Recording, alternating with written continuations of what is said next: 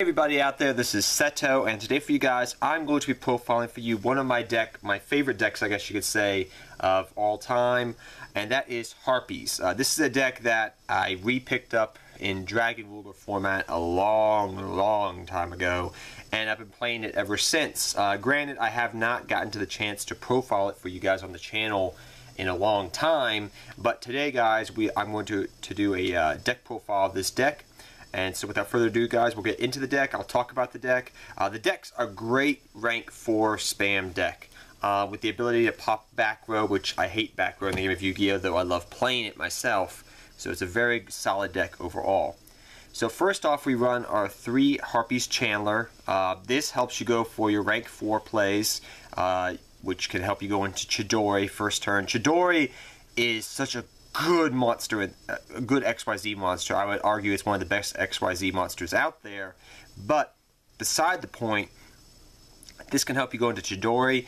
This can also help you go into level 7 Exceed monsters. So it can do a whole bunch of different things. So definitely 3 Harpies Chandler. My favorite Harpies monster actually overall, because I love her red hair and I have a thing for redheads. The playmat. Need I say more? Next, I run the new card that came out, and I believe it was Cross Souls late last year, and that is Harpies Harpist. This card really helped the deck out. It helps search the deck, it helps do a whole bunch of different things. It's a 17 beater.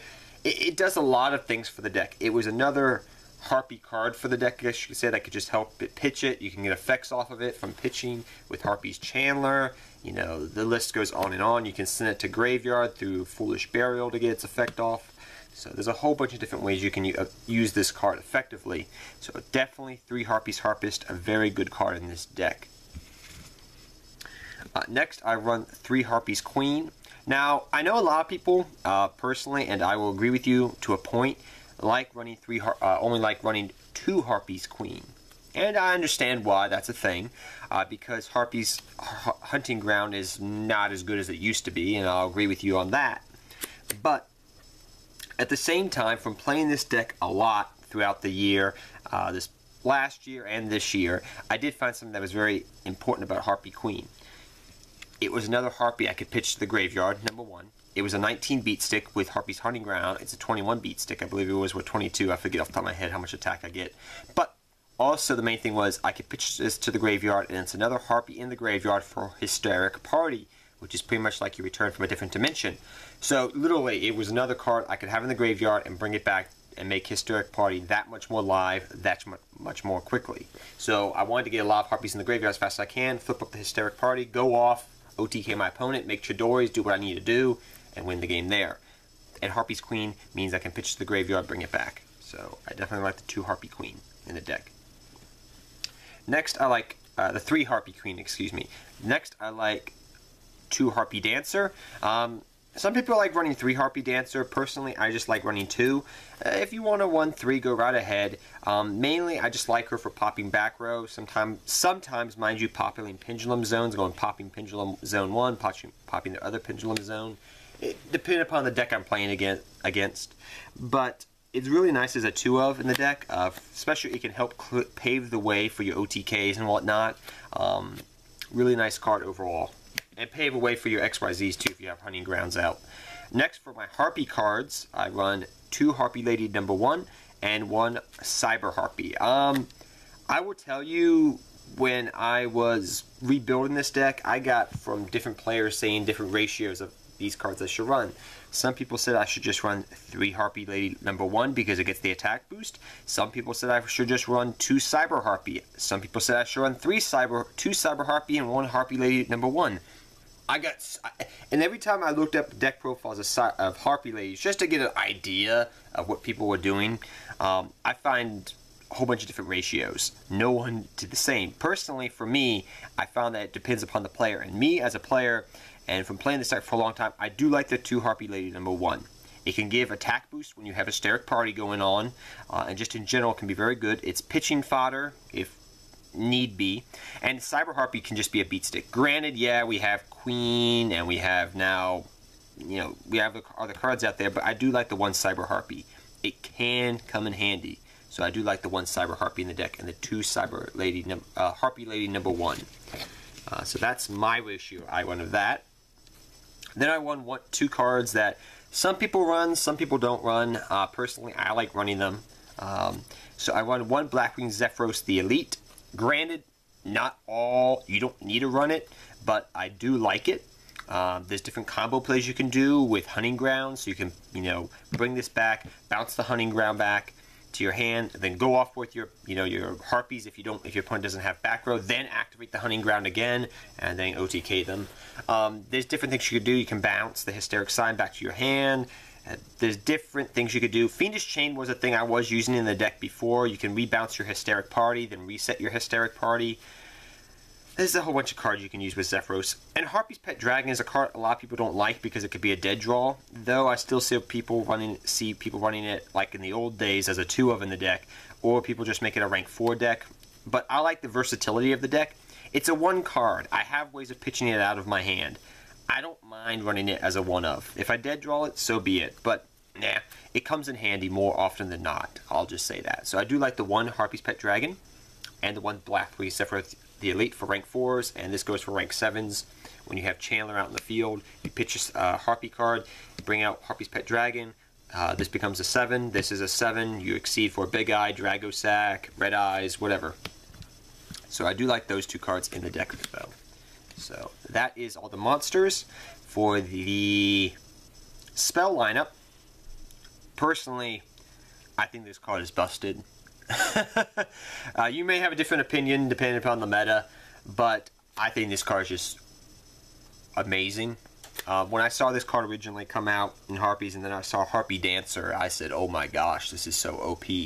Granted, this was Dragon Ruler format when I first saw this card, you know, originally, and played with it, but beside the point, it's an amazing card. So pretty much when this card leaves the field and goes to the graveyard, at the end of that turn, you can add 3 Harpy Lady cards from your deck to your hand. They have to be different names though, but it's such a good card. Also, it can help search out, so you could activate this and search, I believe it's from your deck or graveyard, add it back to your hand, Harpy, Elegant Egotist, which can, literally if you have another Harpy out in the field, you activate Elegant Egotist, get another Harpy out, go for a rank 4 play right there, go for a Chidori, which can come in handy. So this card's a staple as a 3 of Hysteric Sign. An amazing, amazing card. I've always loved the artwork of the card, but it's just such a good card in general. Some plays you can do is you can set this, go Harpy's Hunting Ground, go Dancer, pop this. This goes to the graveyard. At your end turn, you get to search out 3 more Harpy monster cards, 3 Harpy cards from your deck. It's literally your searcher for the deck for multiple things. Such a good card. Hands down, one of my favorite cards of the deck.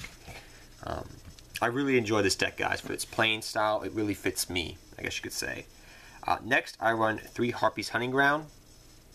Yeah, I will admit to you, personally, I want to cut this down to 2 of, but every time I cut it down to 2 of, personally, I find that I always want to bump it back up to 3.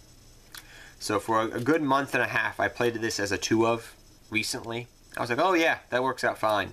And then I started saying, you know what, I found it better working as a 3 of. So I put it back as a 3 of and took Soul Charge out, which was a card I was kind of más o menos about in the deck.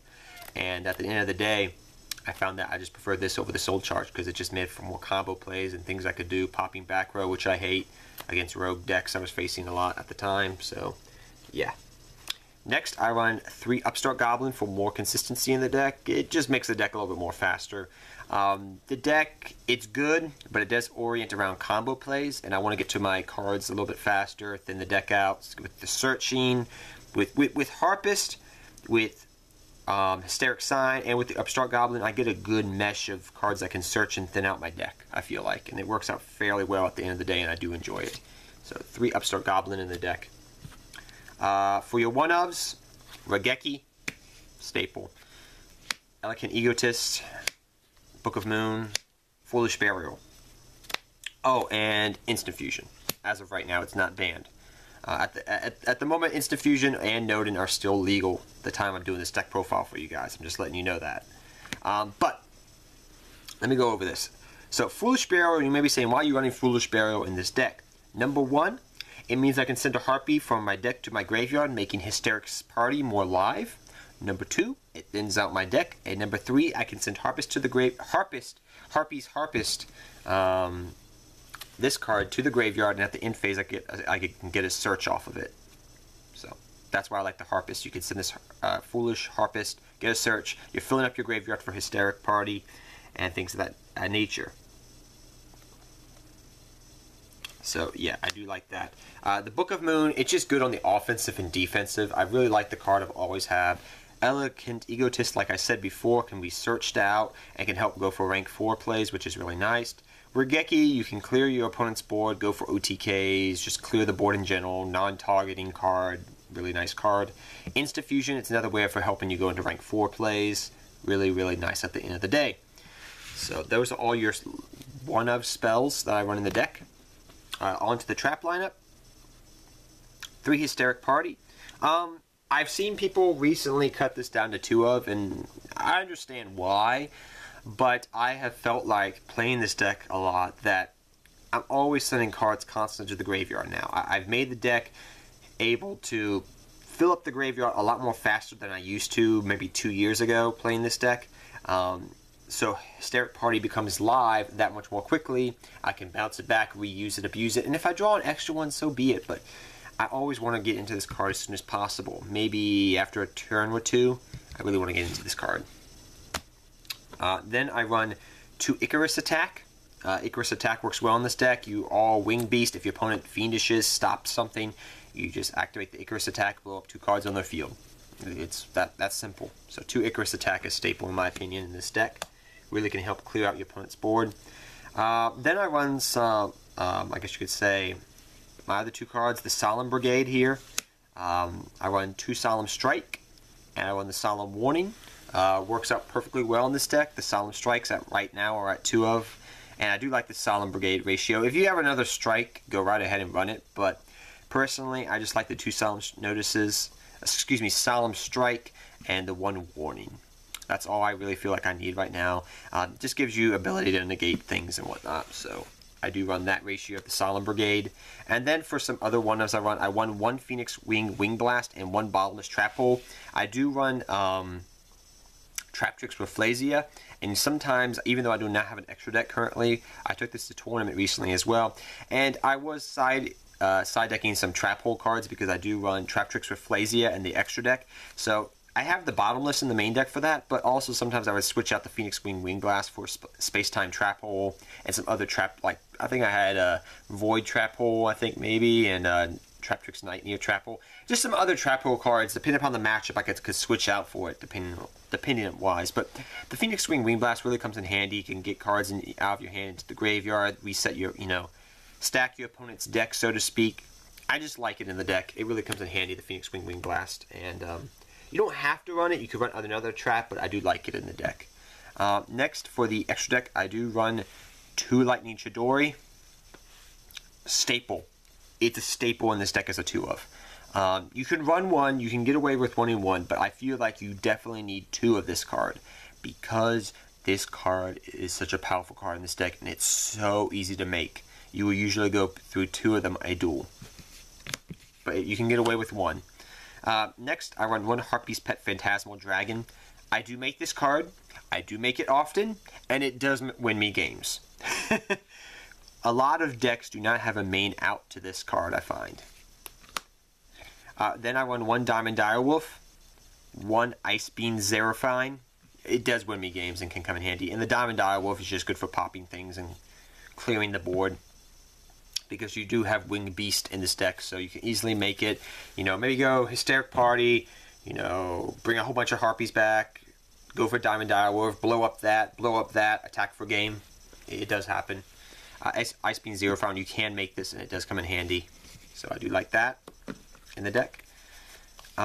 Next up, I run Castel the Sky Musketeer, number 101, Trap Tricks with Flasia, Dark Rebellion XYZ Dragon.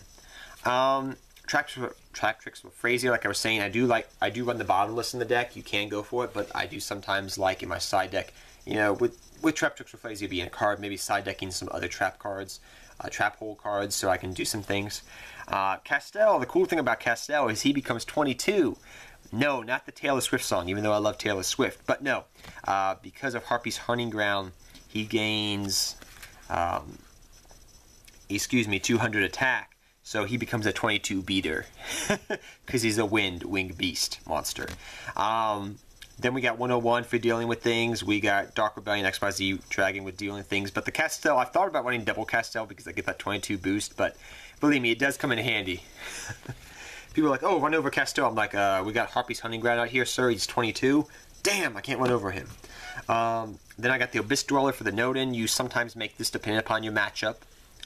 Krugamic and Krugamic Illuminescent Knight. These are the last rank 4s that I run in the deck. Krugamic Illuminescent Knight can just come in handy sometimes.